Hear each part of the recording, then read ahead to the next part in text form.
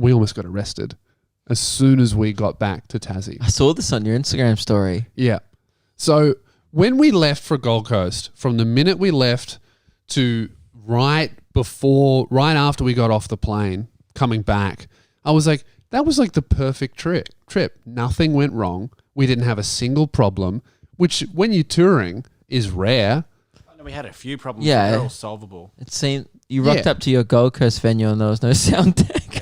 Yeah, but Keelan had the skills. So we thought it would be a problem, but it was visually solved. And I was like, oh man, that was probably like the easiest run of shows I've had. You know, there were little fires we had to put out. It seems like Keelan solved a lot of your problems this weekend, and you personally had a great weekend. Oh yeah. Keelan came back. I was like, "How was it?" He's like, "I'm very tired." Yep. I was busy. Yeah, that means he did a great job. There were a bunch of problems I didn't even find out about him. Perfect, great job, right? So it went super smoothly, and I remember thinking that's weird. We didn't have a disaster. Usually there's like one disaster, right? So I'm like, that was strange. Anyway, we get off the plane, we get in the car, we pack the car, and we get on the highway, and it's only, Tassie's so small. It's about like a 15-minute drive from the airport to home, and tour doesn't finish until you get home. So I'm thinking, when's this disaster going to happen? And 7 minutes into the drive on the highway, Rosie starts going, there's a really bad smell in here. yeah, So I go, it smells like Bofa. Really helping the situation. yeah, and then I said, yeah, it does smell like Bofa actually. So what she's doing there is fair enough. She's expressing a concern about a mechanical fault of the vehicle that's keeping you all alive, essentially. And you guys are trying to get her with a D's nuts joke. Could have been our last words. It smells like Bofa. Bofa what? Bofa these. What a way to go out. Ask what Bofa is. She just went, oh, okay, well, I need to get that fixed. She goes, I don't know much about cars. Never heard of Bofa before. So, and then maybe 2 minutes after what's that smell, the car on the highway just turns off. The engine stops. It beeps once. Doesn't even have like a series of it. It just goes beep and then turns off. And Rosie's like, fuck. And we have to get into the emergency lane. Hazards on. We pull onto the grass. And then we're just stuck. And we're in a pretty dangerous spot. Like you couldn't really call help to where we were. So we try and fix the problem. Keelan opens up the boot, which was very ambitious. Me and him stare at the engine. And both of us go, what was the point of opening the hood? The boot. We go, yep, there's the hood. The hood. This is how little you know about cars. Like, Didn't I say that? Imagine, the boot. I'm an idiot. I now have like this image of you on the highway with the boot going, fuck, no engine, that's bad. I didn't know you had a Tesla. Yeah, so we open the hood and we just stare at the engine and both of us look at each other and go, well, we've tried everything. And like it's not smoking with this. There's like no evident issues at all. So close the boot, the hood, and then get back in. And Keelan had a similar problem in his old car, so he kind of knew what to do. Start the car again, and we start driving just with the hazards on to be safe in the left lane. And Rosie's a little bit freaked out, right? She's a bit of a stress head. She uploaded a video 2 minutes late. We almost jumped off the top of the house. I had to stop her, right? So she's stressed, and she's driving and with the hazards on. We're going pretty slow, and then she also doesn't know the roads. None of us know the roads, and she about 5 minutes after we start the car up again, runs through a red light and almost hits a police officer in their car. Did the car turn off again? No, but we've got the hazards on, run a red light and almost hit a cop like within 10 minutes of getting off the plane.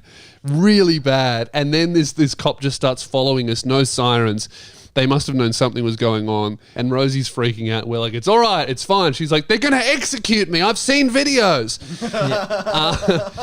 And then eventually the cop follows us for ages because there's nowhere safe to pull up. We're driving over that big bridge. Have you ever thought it was because before you got on the plane, you said very loudly, and I quote, I love the Taliban. And then you get off the plane 2 hours later and there's cops following you home from the airport and you're like, probably Rosie's fault. Yeah. Yeah, they got a message from the FBI. Yeah, and that was, by the way, that was the last throwback to last episode, which for you was a few days ago. For us, was about 15 minutes. Yeah, so fresh in our minds. Yeah. So then eventually we find a nice place to pull over. And by the way, I will offer no context of why Lewis said that. Yeah, I'll just absolutely. That's keep- your fault if you don't know. You're Well- not a regular enough listener. Sure. It's also a great listen to go back and clear that up for you because I was like, well, I don't know if I can get behind Lewis anymore. Out of context, pretty bad. Out of context, not great. In Yeah. context, not much better, but somewhat passable.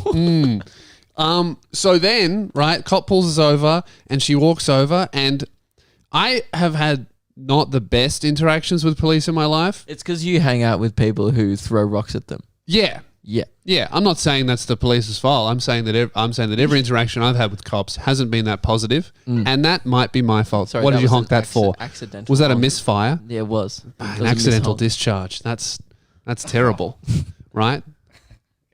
What? It just sounds gross. No, that's what you call an accidental. I know, but Keelan and I we both looked at each other like, come. Ugh, pussy juice. Yuck. But this cop was like everyone's mum. She walks up and she goes, "Hey guys, how you going? So, I don't know if you noticed, but you actually ran through a red light and then almost killed me." And then Rosie's like, "Oh, I know. I'm really sorry." She goes, "That's all right. Are you having car problems, darling?" She's like, "Yeah." She goes, "All right, I'm going to escort you all the way back home." No, So lovely. she didn't even go, "I'll let you off with a warning." She just said, "No worries. I almost get killed all the time." She's a cop in Tasmania, probably does. But also, that's so lovely that she didn't even go, like, she kind of just knew as well. She was didn't like- assume. Usually they assume dickhead or drugs, drunk. Yeah. She assumed car problems, probably because of the hazards. Yeah. That might have been. Not often is like a person on meth like, hang on, I'll check on my hazards. I think she took one look at Rosie on the verge of a panic attack because she did the first wrong thing in her entire life and was like, "I don't think this girl was trying to kill me on purpose." Yeah. I mean, I had a good experience when I got in Queensland when I Yeah. got pulled over because of the Victorian number plates. They were a bit more serious because they were Yeah. like, "Oh, mate," because they thought I was doing the wrong thing. Yeah. So they were a bit hesitant to be nice to me. But at the end, they like made a few gags Yeah. about me being a comedian, like, "Good luck for your gig. Don't Yeah. talk about us." And I was like, I will. And I did. Yeah. And she escorts us all the way home, follows behind us. And lucky she did because the car stopped again. And then she almost rear-ended us because the car stopped. It was something I was used to, so I. Yeah, Keelan took over driving because Rosie was a bit rattled by it. And then she followed us home and then she said, "Have a great day, guys." And we were like, "Oh, thank you so much." She goes, "No, thank you." And we're like, "What for? We almost killed you." So I've taken ACAB out of my bio. And I'm now not sure about all this Black Lives Matter stuff. Yeah, right. That one was too much? Yeah. The ACAB bit was good though. Yeah. Yeah. We should have like another noise for crossing the line. Yeah, maybe. Just I'm like a different horn, like a trumpet. you All know right, what? Lewis has crossed the line. going to break that horn. Was Yeah. a good bit though when the police went back to her car and Rosie's freaking out and Lewis and I were like, "What do you think the fine's going to be?" I'm thinking 300 round. And Yeah, Lewis is you like too. $500. Yeah, we didn't improve the situation. It's exactly the same as I reckon she's going to get life. you two. Like, do not help situations where you guys like know exactly what's going to happen. Like, yeah, she's going to be nice, blah blah blah. Yeah. Rosie's probably never been pulled over before, Yeah. and you guys are going like electric chair. Yeah, Yeah. that doesn't help the stress. I've got a thing in this house now where I just It is say funny. I'm going to be unhelpful and just be unhelpful. Oh, that's good. That's and you know what? That is unhelpful. And then I will just say, "Sorry, I was being unhelpful." Yeah. But you're not sorry because you did it on purpose. Yeah. Yeah. Pretty fun though. Mm. What do you reckon? Pretty fun? Nah.